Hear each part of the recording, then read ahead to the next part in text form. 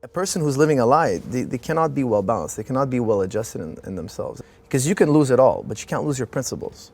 If you live a principle-centered life, your foundation is solid.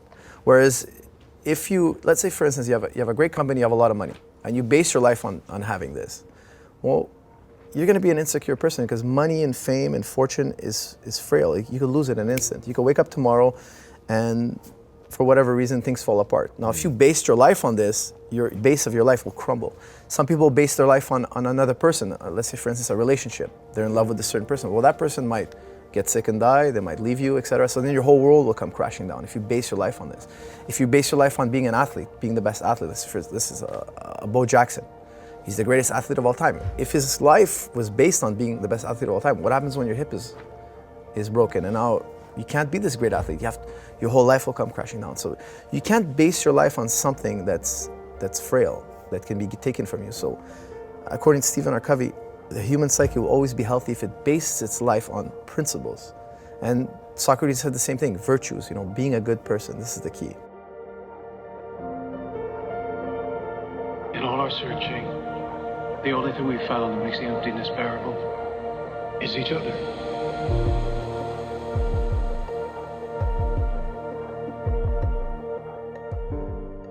If you lie, cheat, and steal, you don't trust yourself. Your lies and your cheating and your stealing get out of control. And what happens is you start to build an enemy within your own self.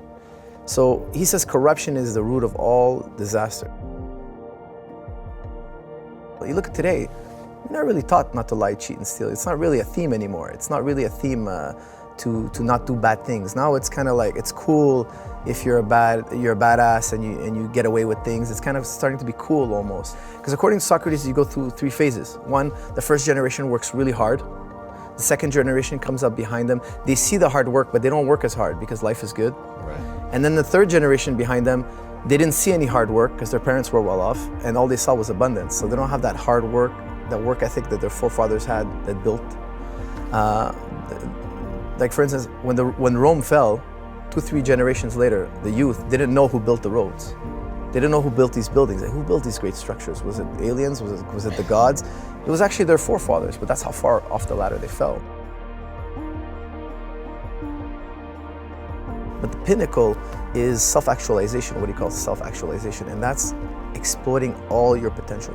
Whatever potential you're good at. Like for instance, I'm made for combat sports. You're made for another thing. You have to exploit every ounce of potential you have, and that's how he says you'll actually ever truly be happy. If you're not moving up this hierarchy your entire life, if you ever stagnate, he says you'll find misery, you'll find discontent. Whereas if you keep pushing yourself, if you have a science, you're pushing it. You're discovering the principles of success and you're sharing them, and this is your calling. And that's how you're gonna find success, because that's what you're made for. And I find that people who get stuck in a place in their life where they're bigger than what they're doing, their potential is more, but they're not exploiting it, they're the ones who are unhappy, I would say. And if you push your potential to the maximum, you're worth more. And if you're worth more, the world will reward you.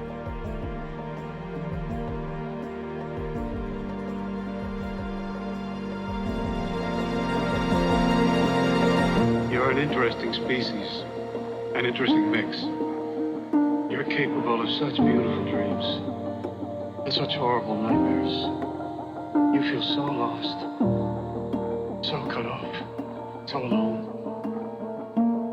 In all our searching, the only thing we've found that makes the emptiness bearable is each other.